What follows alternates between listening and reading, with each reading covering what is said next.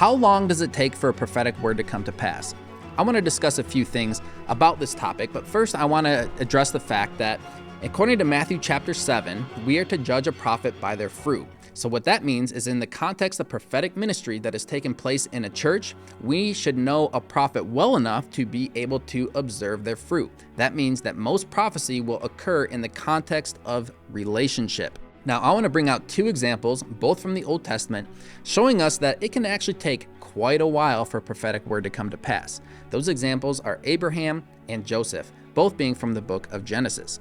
Now, in Genesis chapter 12, it says that God told Abraham he was going to make him into a mighty nation. Now, he was 75 years old at the time and had 0 children. Going on to Genesis 15, he laments to God that he had yet to have a child. And in Genesis 16, he and his wife Sarah actually came up with their own plan to have a child because they had been in the land of Canaan for 10 whole years, and this prophecy had yet to come to pass. Abraham was ultimately 100 years old when his son Isaac was born, and Isaac was the son of promise, so it had taken 25 whole years from that original word that Abraham got from God before it was ultimately fulfilled in his son Isaac. Now, this prophecy had another dimension to it as well. It was not just for one son. Remember, God told him that he would make him into a mighty nation. And when you go on to Genesis chapter 17:5, God tells Abraham, "No longer shall your name be called Abram, but your name shall be Abraham, for I have made you a father of many nations." Not only did Abraham have to wait 25 whole years for the child of promise to be born, but the reality is he did not even live to see the ultimate fulfillment of this prophetic word.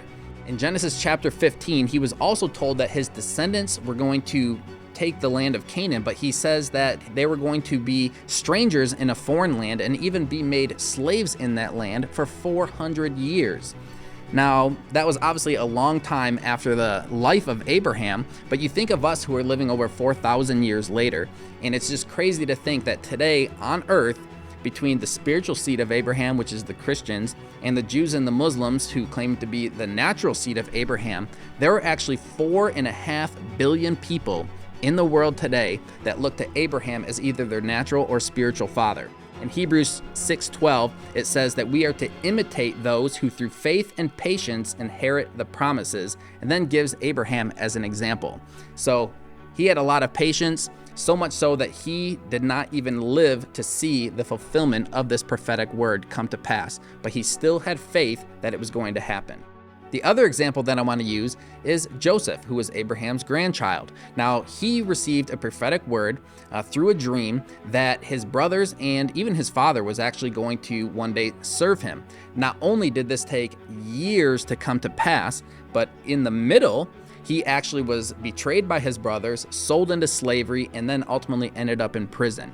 So Psalm 105 verses 18 and 19 says of Joseph, "They hurt his feet with fetters, he was laid in irons, until the time that his word came to pass, the word of the Lord tested him." So we need to remember why the ministry of a prophet was given. Now, you can go and look at the book of Ephesians chapter 4, but we actually did an entire video on this as well.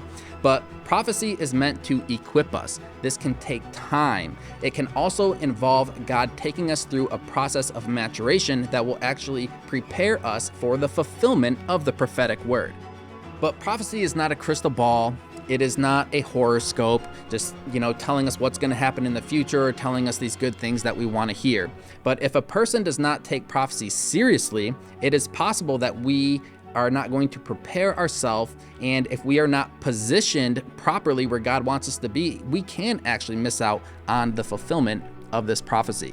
So, in summary, it can take quite a while for a prophetic word to come to pass, but we need to remember why the ministry of a prophet is given, and that is for the equipping and edification, and recognize that in the process of this edifying and equipping, that God can test us, that he can try us, but always remember that the ultimate goal is that God is working in our lives, that all things work together for good, and that ultimately God is trying to position us to be what he wants us to be, to do what he wants us to do, so that this prophetic word can actually come to pass.